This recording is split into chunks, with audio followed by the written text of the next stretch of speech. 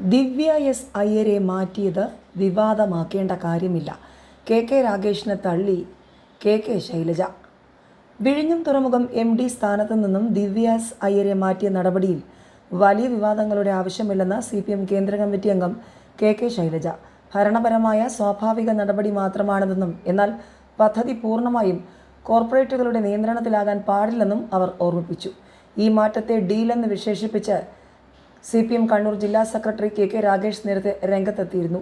അദാനിക്ക് വേണ്ടിയെന്നായിരുന്നു വിമർശനം. ഇതിന് മറുപടിയായി ഇത് സ്വാഭാവിക നടപടിയാണെന്നും രാഗേഷിന് പ്രത്യേക താൽപ്പര്യത്തിന് പിന്നിലെന്തെന്നും തന്നെ കൊണ്ടൊന്നും പറയിപ്പിക്കരുതെന്നും പ്രതിപക്ഷ നേതാവ് VD സതീശനും തിരിച്ചടിച്ചിരുന്നു. തെരഞ്ഞെടുപ്പ് പരാജയത്തെക്കുറിച്ചുള്ള ചോദ്യങ്ങൾക്ക് മറുപടിയായി നേതൃമാറ്റം CPM രീതിയില്ലെന്നും തോൽവിക്ക് എല്ലാവർക്കും കൂട്ടുത്തരവാദിത്വമുണ്ടെന്നും കെ ശൈലജ വ്യക്തമാക്കി.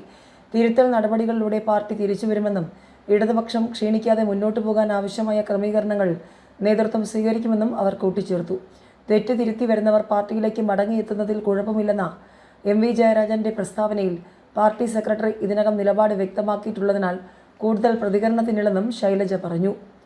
എയിംസ് എവിടെ സ്ഥാപിക്കണമെന്നതിൽ സംസ്ഥാന സർക്കാരിന് അഭിപ്രായ ഐക്യമില്ലെന്ന് മുൻ ആരോഗ്യമന്ത്രി കൂടിയായ കെ ശൈലജ പറഞ്ഞു.